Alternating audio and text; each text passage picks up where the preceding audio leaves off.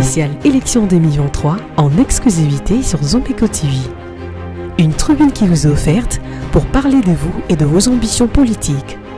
Candidat député, candidat président, vous êtes le bienvenu sur Zomeko TV. Pour votre participation, contactez-nous au 097 029 82 72. Spéciale élection 2023, le fauteuil est à vous. Mesdames et messieurs, merci de rester fidèles et bienvenue à votre plateau de tous les jours. Spéciale élection 2023, nous ne cessons de recevoir pour vous des candidats députés, même président de la République. Ah ben oui, ici, ça se passe à Zomeko, je précise, Zomeko TV, qui s'est donné le luxe, même le privilège de le faire défiler sur ce fauteuil pour qu'il nous parle d'eux, mais aussi parler de leur projet de société, puisque la population attend beaucoup d'eux. Aujourd'hui, spécialement, nous avons le privilège de recevoir un candidat député ou à la députation nationale, Thierry Moussenepo, qui n'est plus à présenter. Monsieur Thierry Moussenepo, bienvenue. Merci. Alors aujourd'hui, on vous sent quand même très engagé dans la politique, aux côtés du président Félix-Antoine Tshisekedi Tshilombo. Je m'en voudrais si je ne fais pas un récapitulatif. Vous parlez d'hier, vous étiez pareil avec l'ancien président Joseph Kabila Kabange. Première question, est-ce que l'on peut dire que l'inconstance a payé enfin? L'inconstance, je ne crois pas, parce que quelle est la finalité? Ce n'est pas nous, en tant qu'individus, qui comptons, mon frère Chungo, c'est plutôt le pays qui compte. Nous ne sommes pas là pour parler de Thierry Moussenepo en tant qu'individu, des anciens présidents en tant qu'individu, ou de l'actuel chef de l'État. Il s'agit des institutions de la République que nous avons défendues et que nous défendrons toujours, encore que. Il faille que les personnes qui incarnent ces institutions aille dans le sens de notre combat et de notre modèle politique qui, en ce qui nous concerne en tant que Convention des Congolais Unis, c'est Patrice Emery Lumumba. Vous me parlerez d'inconstance le jour où je quitterai cette vision politique qui est incarnée par le lumumbisme. Mais tant que je suis toujours dans cette idéologie politique, et aussi que je rencontrerai des hommes politiques, des dirigeants des institutions, qui incarne cette vision politique, eh bien, appelez ça comme vous voulez, moi je continuerai à défendre. Vous pensez qu'aujourd'hui on peut dire que Félix Tshisekedi est dans la logique ou l'idéologie de Patrice Emery Lumumba? Je n'ai même pas besoin de vous le démontrer. Regardez seulement comment est-ce qu'aujourd'hui il est ostracisé par tous ceux qui veulent balkaniser ce pays. Parce que le combat de Lumumba, c'était lequel? C'était celui de permettre à ce qu'il y ait une autonomisation de l'avenir du pays par les Congolais eux-mêmes. Lumumba n'était pas très dépendant de la communauté internationale. On le constate avec Félix-Antoine Tshisekedi, qui à chaque seconde se retourne pour se plaindre auprès de la communauté internationale pour gérer le problème du Congo. Pas du tout. Ça s'est dit et ça se raconte. Pas du tout. Vous pouvez me citer quel exemple? Parce qu'aujourd'hui, par exemple, pour tout ce qu'il y a comme action du gouvernement qui répond à une vision claire du programme de gouvernance de Félix Tshisekedi, il y a de l'apport interne. Les apports extérieurs ne sont pas à négliger parce que même à l'époque de Lumumba, il y a eu besoin de faire venir l'ONUC pour appuyer les forces loyalistes contre les mutins. Donc il n'y a pas de honte à ce qu'il puisse avoir une aide extérieure, mais pas une dépendance comme vous le dites. En 2018, vous avez défendu magistralement le bilan de Joseph Kabila Kabange avec preuve à l'appui. Pensez-vous pour le président Félix-Antoine Tshisekedi 5 ans après, vous avez un discours à tenir au regard des promesses qui ont été faites? Oui, le discours, il est là, il est à tenir parce que lorsque le chef de l'État a présenté son programme lors de la campagne de 2018, mais ensuite, lorsqu'il a été investi chef de l'État, il a axé sur plusieurs domaines son action politique. Et principalement, il a axé ça sur le social. Et ce social a commencé par la gratuité de l'enseignement, qui est aujourd'hui un élément phare pour un pays qui avait énormément de citoyens qui étaient en train de vivre dans l'analphabétisme. Aujourd'hui, beaucoup de ménages peuvent épargner parce que leurs enfants étudient à charge de l'État. Aujourd'hui, nous pouvons avoir la possibilité de compter sur l'installation des centres professionnels parce que nous savons que nous avons des Congolais qui peuvent avoir la possibilité de lire et écrire, parce qu'ils ont bénéficié de la gratuité de l'enseignement. Le chef de l'État a promis un développement à la base. Mon frère, vous ne pouvez pas vous imaginer l'inexistence d'infrastructures dans nos territoires comme on l'a connu il y a quelques années. C'est toujours Personnellement, le cas. pas du tout. Personnellement, j'ai été dans plusieurs territoires de notre pays, notamment dans ma province du Maïndombe. Je peux vous dire qu'il y a des moments où ça donnait envie de pleurer. Vous voyez un chef de territoire qui a un bureau en chaume. Vous avez un territoire qui n'a pas d'hôpital de référence. Vous avez un territoire où les salles de classe sont séparées par des rameaux de palmiers. Mais grâce à ce programme de PEDEL 145, je peux vous mettre à défi. Un programme très critiqué. Mais attendez, qui n'a pas encore pris de la mayonnaise. Même le Fils de Dieu, même le Fils de Dieu a été critiqué sur son évangile. Donc la critique est inhérente à la nature humaine. Mais lorsque les gens sont en train de jaser, c'est parce qu'ils pensent que la RDC, c'est la ville-province de Kinshasa, ce qui est faux. Je peux vous mettre à défi aujourd'hui de vous rendre dans plusieurs territoires. Vous allez déjà voir des bâtiments rendus en termes de construction d'écoles, en termes de construction de bureaux pour le territoire, en termes de construction d'hôpitaux de référence. Et cela va permettre à ce qu'il y ait une éclosion au niveau de nos territoires et qui va inexorablement remonter vers la surface. Encore que ce programme de PEDEL 145 n'est pas seulement un programme à ne situer que dans les volets infrastructurels. C'est un projet beaucoup plus vaste et c'est pour cela que nous demandons aux Congolais un second bail pour permettre à ce que tout ce projet puisse avoir son aboutissement, parce que il faudrait ajouter à ça des routes, il faudrait ajouter à ça des ponts.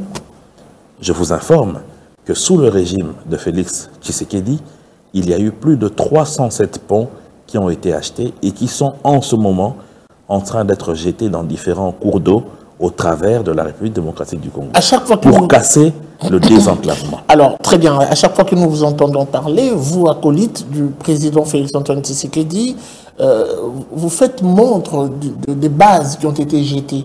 Alors, ici, vous êtes reçu par Zumeko, nous parlons chiffres, parlons économie. Quelles sont les bases qui ont été jetées sur le plan économique? Regardez le tableau qui se présente avec des grottes pratiquement partout, des impayements partout. Quelle a été ou quelles sont les bases économiques jetées par le président? D'abord, je vais vous dire que nous serions aujourd'hui en train de parler d'une inflation à 2 chiffres, comme cela est enregistré dans beaucoup d'autres pays, en Afrique notamment, subsaharienne et dans d'autres coins du monde. Parce que le monde a eu à connaître 2 chocs importants. D'abord la Covid, qui a paralysé l'économie du monde et qui a berné la croissance économique, et la RDC, qui malheureusement vit à 80% d'importation, a eu à subir ce choc de plein fouet. Étant donné que nous n'avons pas encore installé des usines de transformation dans notre pays et que nous n'exportons que des minerais de manière brute, qui est le principal soutien de notre économie, je peux vous dire que nous serions aujourd'hui dans un défaut de paiement énorme. Et pourquoi ne pas parler même dans une croissance complètement négative? Il y a eu des mesures coercitives qui ont été prises par le gouvernement qui a permis à ce qu'on puisse éviter cette onde de choc. Et cela est du doigté du chef de l'État, qui a pris à bras le corps ce dossier et a permis à ce qu'il y ait 108 mesures, entre autres, le fait d'élaguer dans les structures de prix des produits de première nécessité certaines impositions telles que les taxes relatives à certains services. Ça, c'est pour parler du social. Qui découlent d'autres secteurs d'activité. Au-delà de cela, il y a eu la guerre en Ukraine. Vous savez très bien que l'Europe de l'Est est le grenier du monde en ce qui concerne certains produits principalement. Et que de ce fait, qu'il y ait cette guerre qui a aussi occasionné des sanctions sur la Russie, a eu à perturber l'économie mondiale. Et cela ne pouvait que donner des ondes de choc en RDC. Rappelez-vous. C'est un discours qui appartient au passé. Non, mon cher frère, c'est pour vous montrer, c'est pour vous montrer l'évolution qu'il y a eu. Lorsque vous voyez le président sénégalais se rendre en Russie pour aller commander le blé. Avez-vous vu la RDC le faire? Pas du tout. Donc c'est pour vous prouver que nous avons eu à travailler sur ça. Et cela a réussi. Maintenant, les bases que vous demandez sont lesquelles?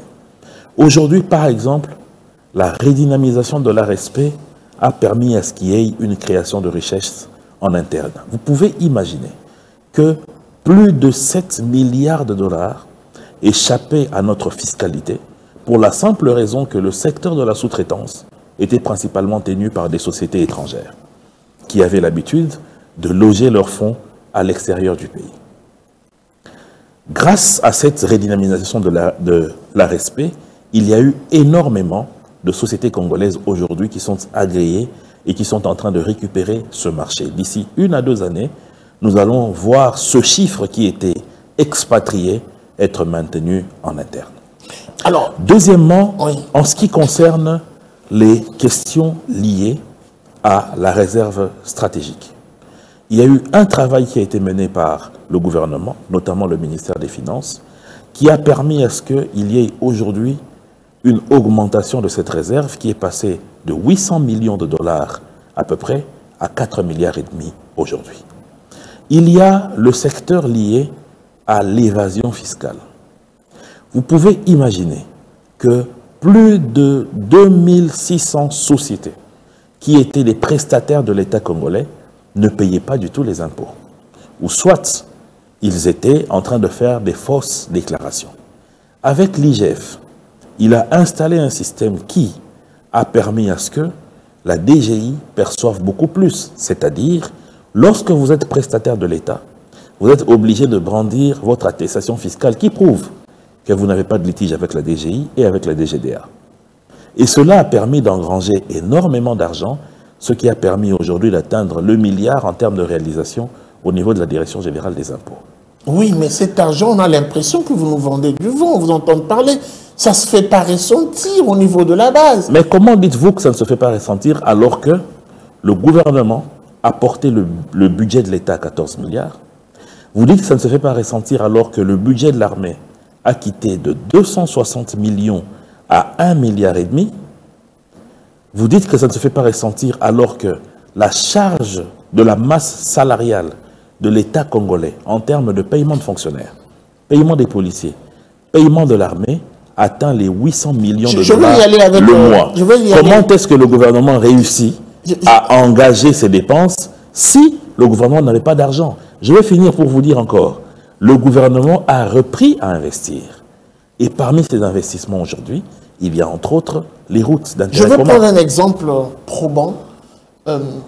Nous avons connu dans ce pays un Premier ministre qui s'appelle Matata Ponyo, qui a pu, je pense que vous avez eu également l'occasion de le dire et de saluer, stabiliser le taux de change en République démocratique du Congo. Ces régimes passés pouvaient considérer comme le régime de la honte, puisqu'il y avait tellement de coulage, tellement de situations de détournement qui caractérisaient le régime. Qui caractérisait quel régime? L'ancien régime. Mais il y a eu quand même stabilité du taux d'échange. L'actuel régime, vous criez haut et fort, IGF, on a stabilisé, on a arrêté l'hémorragie, on a bouché le trou par-ci, par-là. Il y a l'argent, mais on sent que le taux vacille du jour au lendemain. Qu'est-ce qui expliquerait cette contradiction, mais aussi comment pouvez-vous défendre un régime qui n'est pas à même de faire mieux que l'ancien régime? Écoutez, vous devez savoir que le problème doit être pris de manière globale et que le fait de n'épingler qu'un élément risque de biaiser votre lecture sur la situation pour dire que ce régime n'a pas mieux fait que l'ancien régime. Mais je peux vous dire que ce régime fait mieux. Un exemple sur tant d'autres. Pourquoi je le dis? Pour la simple raison, quand je vous ai parlé ici des causes exogènes qui ont à impacter négativement sur notre balance économique, c'est aussi pour vous expliquer la raison de cette inflation. Parce que lorsque vous observez la plupart des monnaies dans le monde, ces monnaies ont eu à péricliter après ces deux événements. Et plusieurs monnaies ne se sont pas encore remises. Vous parlez du franc congolais, moi je vous parlerai du rand sud-africain, qui a déprécié de 60%. Comment vous allez expliquer ça? Vous allez dire que M. Ramaphosa est moins intelligent que M. Zuma qui l'a à qui il a succédé dans son pouvoir. Prenez le franc CFA, qui a déprécié d'à peu près 45%. Prenez le Naira nigérien. Prenez le New Kwanza. Non, non, il y a des circonstances dans le monde qui impactent négativement. C'est comme aujourd'hui, vous dites que ceux qui ont connu la crise des subprimes en 2008 ou ceux qui ont connu la crise de 1928 sont moins performants que ceux qui ont connu les années belles des booms économiques des années 70, 80. Ce n'est pas cela. Il faut savoir qu'il y a un contexte mondial qui influence négativement. Maintenant, nous allions condamner nos autorités s'ils n'avaient pas apporté des réponses à ces aléas exogènes. Eh bien, les réponses, ils sont là. Ce qui fait aujourd'hui que ce taux de change, que le franc congolais ne puisse pas se déprécier davantage, c'est parce qu'il y a des mesures qui ont été prises par la Banque centrale. Il y a des mesures qui ont été prises par le gouvernement. Donc, tout cela est à féliciter et à mettre sur le bilan du chef de l'État. Le président et je peux vous confirmer que la situation aurait été pire. Le président de la République, pour diversifier un peu les ressources économiques de notre pays, il a parlé, je paraphrase, de la revanche du sol sur le sous-sol. On est dans le secteur de l'agriculture. Vous êtes, je dirais, vous avez un regard assez particulier par rapport à ce qui est fait. Qu'est-ce qui est exactement fait dans le sens d'assurer cette revanche du sol sur le sous-sol en République démocratique du Congo? D'abord, il y a des grandes réalisations qui ont été financées par le gouvernement, notamment avec les remises en vie des pépinières. Il y a ceux du Congo central qui ont été financés par le gouvernement, et puis il y a ceux de Yangambi. Congo central aussi. À Kasangulu et Kisantu, et à Yangambi, pour permettre... Avec l'impact. Non, mais attendez. Si demain nous devons relancer l'agriculture, nous n'allons pas le faire comme ça a été fait il y a 10, 15, 20, 30, 50 ans ici, où on a appelé des individus, on leur a remis des tracteurs, on leur a remis des semences et on leur a dit allez planter. Il faut étudier les sols pour savoir où planter quoi et à quelle période. Il faut avoir des semences adaptées au climat actuel. Et tout ça doit d'abord être préparé. Sinon, on va se retrouver dans des genres de projets comme Bukangalonzo où vous allez planter l'agriculture, où vous allez planter le maïs et ça produit des universités. L'agriculture artisanale, selon vous? Non, pas du tout. Relancer l'agriculture comme secteur important du pays en promouvant la culture artisanale. Mais il faut appuyer les deux. Parce qu'il ne faut pas oublier une chose. C'est qu'aujourd'hui, si le Congo mange, si Kinshasa mange, c'est grâce à cette agriculture qu'il faut renforcer. Mais cela n'empêche pas que nous puissions motoriser cette agriculture. Donc, il ne faille pas réfléchir en tant que gouvernement à ne mettre en place que des parcs agro-industriels modernes et laisser tomber. Ce qui n'est pas une mauvaise chose, du moment que ça ne fait pas pousser des universités, mais plutôt les produits que l'on plante. Si, de l'autre côté, vous appuyez aussi les petits agriculteurs qui sont dans nos campagnes, cela va aussi aider à créer une économie locale qui permettrait réellement de créer la richesse. Et c'est ainsi qu'on peut penser à l'échelle de valeur dans ce secteur. Si on ne le fait pas, on va non seulement tuer cette existence de l'agriculture, qui est encore à un niveau, c'est vrai, embryonnaire, mais vivrier, qui permet aussi de nourrir les grandes agglomérations de la RDC, mais cela va aussi casser cette possibilité de richesse de nos campagnards. Je vais rester dans ce comparatif. À 2018, on vous a suivi faire la campagne de Félix, plutôt du président, l'ancien président Joseph Kabila, avec du concret dans votre discours. C'était du genre, on illustre, on montre ce qui est fait. Mais avec cette campagne, le président Félix, on sent que c'est beaucoup plus de promesses qui continuent et il n'y a pas d'illustration.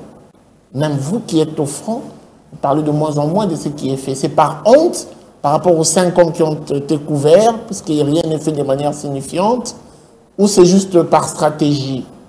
Non, mais M. Chungu, lorsque vous parlez de la gratuité de l'enseignement, par exemple, Vous allez Vous restez cramponné sur cette gratuité. Je suis en train d'y aller. Les terrains étaient déjà balisés avec l'ancien président. Non, pas du tout. Ça commençait à cette Pas du époque. tout, parce que la Constitution en a parlé depuis 2003.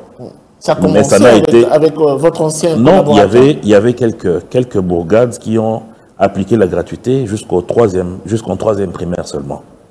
Mais sur toute l'étendue de la République, il fallait attendre Félix Tshisekedi. Oui. On ne peut pas vous montrer des immeubles, la gratuité, ça se vit par les Congolais.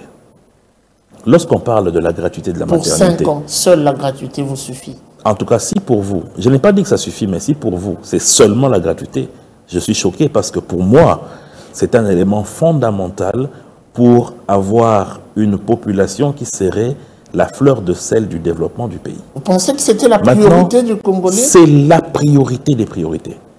Parce que vous savez, lorsque vous observez les grandes nations telles que la Chine, telles que l'Inde aujourd'hui, ils sont devenus l'industrie à ciel ouvert du monde grâce à une main-d'œuvre qualifiée. Et vous ne pouvez pas espérer avoir un transfert de technologie lorsque vous n'avez pas des industries extérieures qui viennent vous sous-traiter. En Afrique, ici, récemment, le gouvernement botswanais a financé des études gratuites pour certains Botswanais sur l'électronique.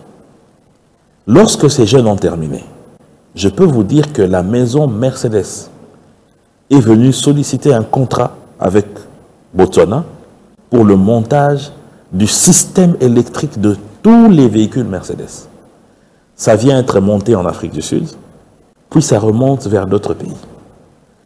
Je peux vous être vers le Botswana et ça remonte vers d'autres pays.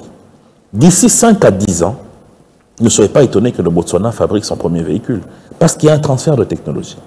Mais comment ils peuvent arriver à faire ça s'il n'y a pas un niveau d'études acceptable qui puisse permettre à ce qu'il y ait une main-d'œuvre qualifiée? Donc pour moi, il faut dissocier la gratuité de la qualité. Quand vous parlez du niveau, on est dans la qualité. Non. La gratuité, c'est seulement l'accès à l'école, à l'éducation. Le départ de tout, le départ de tout, c'est de savoir lire et écrire. Le départ de tout, c'est de savoir lire et écrire parce que les connaissances sont codées dans des langues. Pour les déchiffrer et en faire vôtre, il faut les lire. Donc, savoir lire et écrire sont une donne importante pour quelqu'un qui veut demain devenir une main-d'œuvre sûre.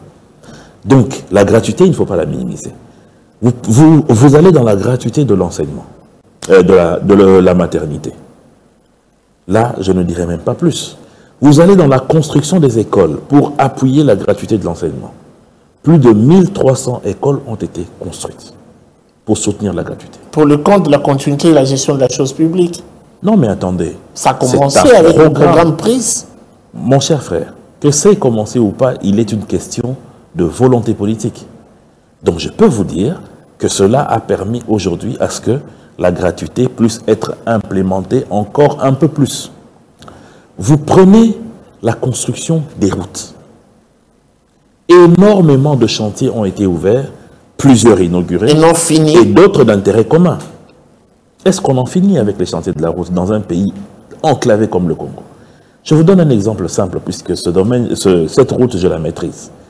Pendant plus de 25 ans, il était impossible de quitter Kananga et atteindre Lodja, de quitter Kananga et atteindre Kisangani, parce que c'est la RN7 qui traverse toutes ces contrées pour relier ces différentes villes et cités. Il a fallu que Félix Tshisekedi vienne pour qu'il finance sur fonds du gouvernement les travaux de la réhabilitation et modernisation de cette route RN7, qui va partir de Lodja jusqu'à Benadibele, de Benadibele à Lukibu, en passant par Machala, arriver à Kananga et continuer jusqu'à Kisangani. À cause de l'absence de cette route, le litre de carburant qui venait de Katanga vers Mweneditu et entrer à Kananga pour arriver à Benadibele coûtait, à Lodja par exemple, 15 000 francs congolais. Comment vous pouvez expliquer une éclosion économique avec un tel prix au litre du carburant? Grâce à cette route, le litre du carburant va être divisé par moitié. Donc, c'est pour vous dire que nous ne sommes pas en train de parler en tralala. C'est des réalités et des réalisations qui ont été faites. Oui. Alors, Et j'aimerais vraiment que vous ayez un jour une émission que vous m'accorderez pour qu'on aille secteur par secteur. Justement, et je me ferai le luxe, ouais, ce jour-là, de vous apporter des images pour que vous cessiez de dire qu'on ne fait que parler au gré de vent. Très bien. Alors, je pense que c'est déjà annoncé. On va revenir avec vous pour faire avec plaisir la ronde de tous ces secteurs pour ressortir un peu ce qui est fait, puisqu'on a l'impression que des fois, vous parlez sans pour autant avoir... Dieu merci, ce n'est qu'une impression. Des sous-bassements. Mais je veux qu'on parle aussi de vous, Thierry Moussenepo. Vous êtes candidat aujourd'hui à la députation nationale. C'est une deuxième expérience. Et malheureusement, pour la première, puisque vous n'avez pas été élu. Et vous revenez cette fois-ci un peu plus engagé. Qu'est-ce qui rassure que les gens voteront pour vous? Surtout que vous osez, à une circonscription, je dirais, très sollicitée, convoitée. Vous êtes dans le district de la Lukonga. Ouais. Il y a quand même de poids lourds. Vous le faites. Qu'est-ce qui vous rassure que ça marchera cette fois-ci? Que d'abord, moi-même, je suis un poids lourd.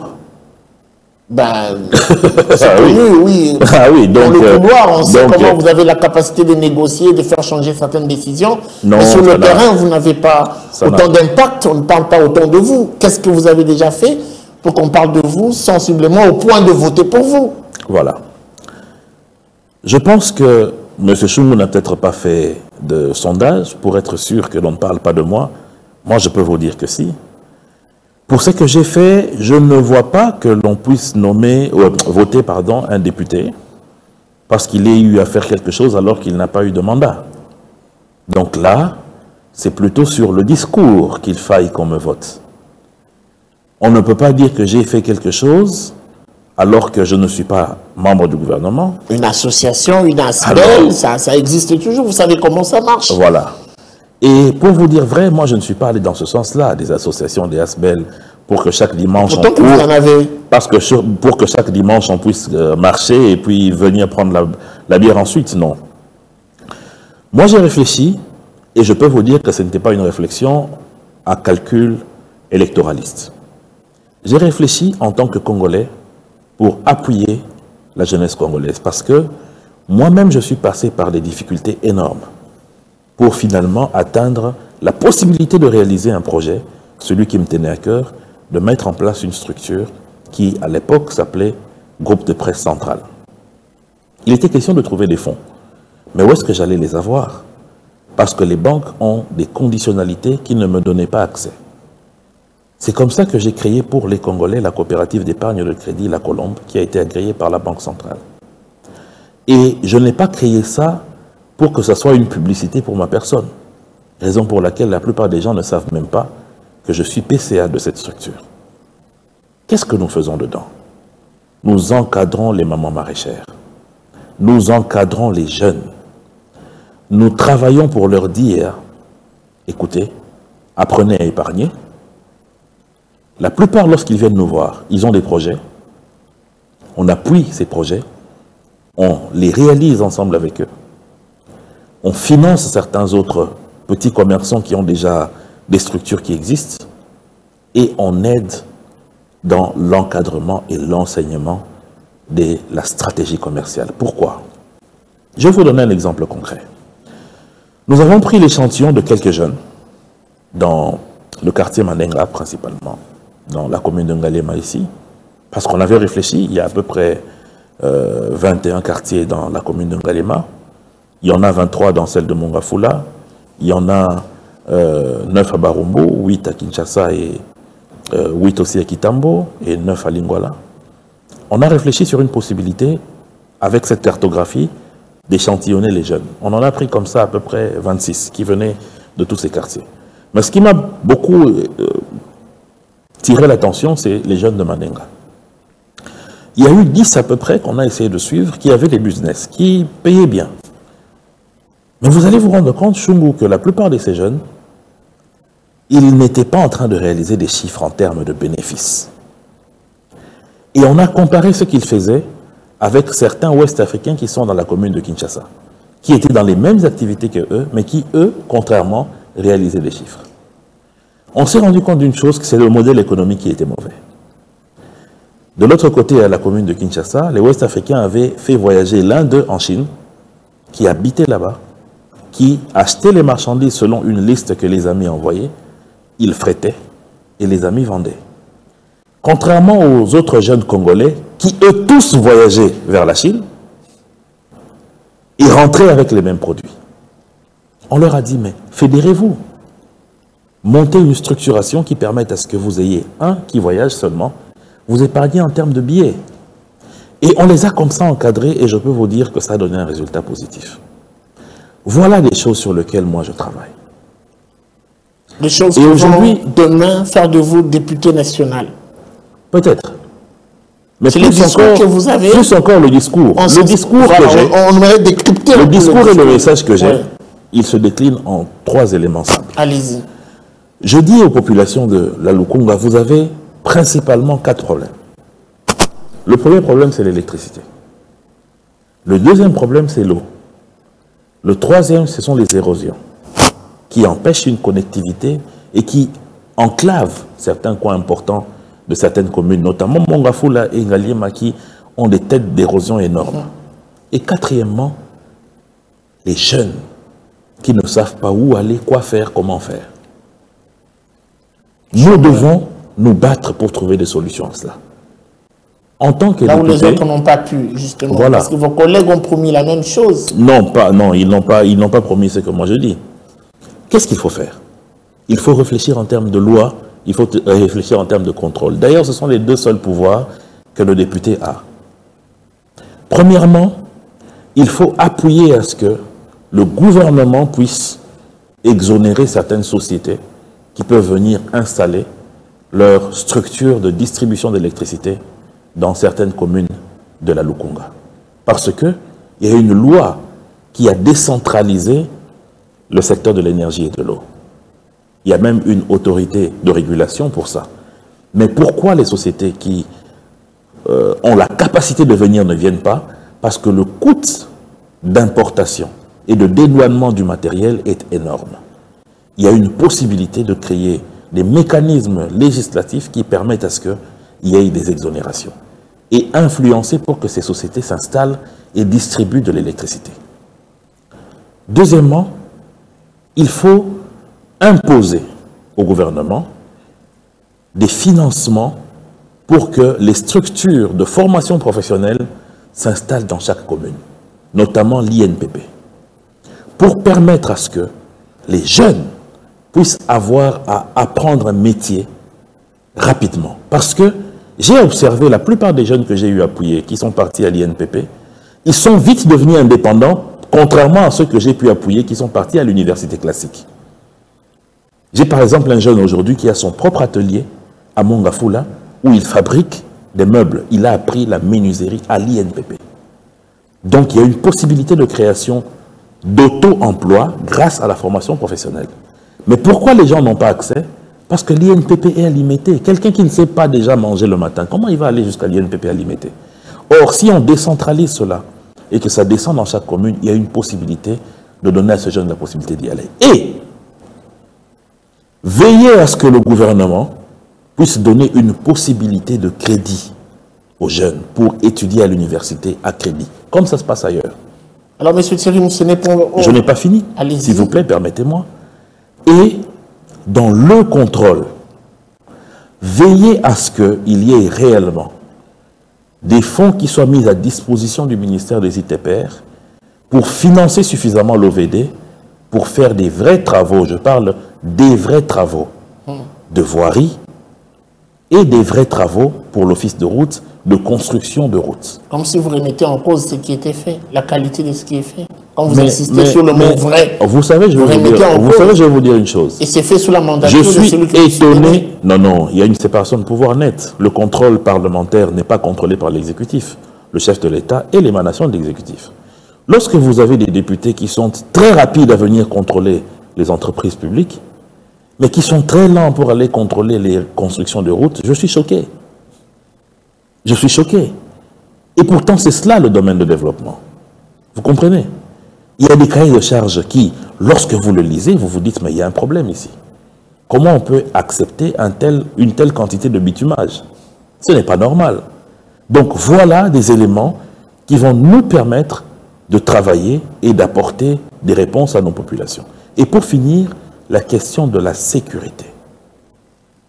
Ce n'est pas normal aujourd'hui qu'il y ait un si petit nombre en termes de siètes et de sous-siètes dans un grand coin comme le Conga, qui aujourd'hui est devenu le creuset du banditisme urbain. Ce n'est pas acceptable.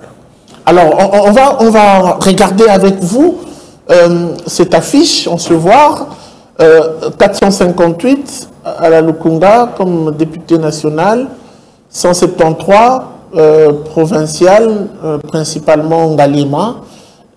On sent quand même l'égocentrisme autour de ces deux choix. Vous voulez que tout tourne autour de vous, vous pouvez bien céder la place à un autre. Pourquoi vous préférez briguer le 2? Quelle est la loi qui m'interdit de le faire? Qu'est-ce qui vous pousse à le faire aussi? Parce que j'ai un souci pour Ngalema. Parce que vous n'êtes pas sûr de réussir d'un côté, de tous les deux côtés. Voilà pourquoi vous comptez un peu... Non, ce n'est pas dans ce sens-là. C'est une stratégie politique de notre regroupement. Très bien. Félix Antoine Tshisekedi Tshilombo est juste au coin. On va faire une sorte d'étude sémiotique de l'affiche. Vous êtes là, on vous voit également en arrière-plan. Mais Félix est quand même là, au coin, et c'est très symbolique. Vous allez regarder votre caméra et dire aujourd'hui aux Congolais, puisque le président de la République est en train de négocier avec ces Congolais pour lui accorder un nouveau mandat, 5 raisons ou plus. Pourquoi est-ce que moi, Congolais, je me substitue en Congolais, dois-je voter pour le président Félix Antoine Tshisekedi Tshilombo face à votre caméra? Je dirais aux Congolais que notre pays a depuis 1960 eu un sérieux problème en termes d'existence. Plusieurs forces négatives ont toujours tenté de déstabiliser ce pays et de le balkaniser. À chaque fois, nous avons eu dans l'histoire l'intervention de certains de nos compatriotes qui sont prêts à laisser leur vie pour l'unité nationale. Et je peux vous confirmer, et vous le savez, que Félix Tshisekedi fait partie de cela. Il a eu à donner le ton de ce qu'il faut pour dire non aux agressions extérieures.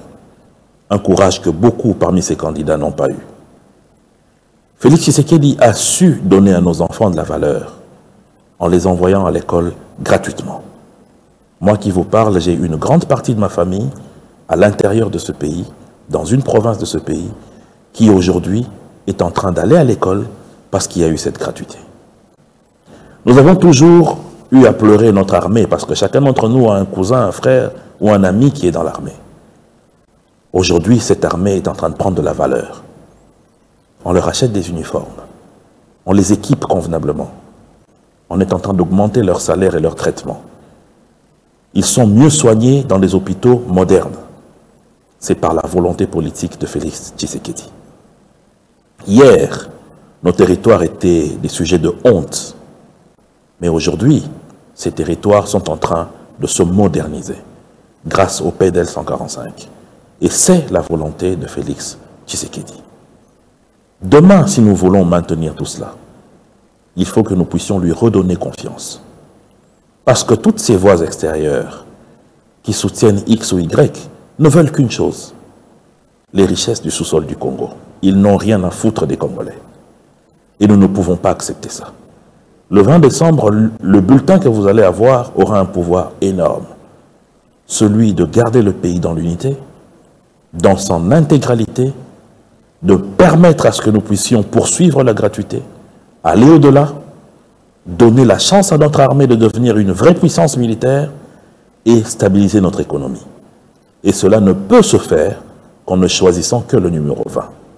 Et moi, Thierry Monsené, pour qui vous parle, je ne peux être votre envoyé que si vous m'accordez la chance d'être élu en votant le numéro 458 à la députation nationale et 173 à la députation provinciale. Je vous remercie.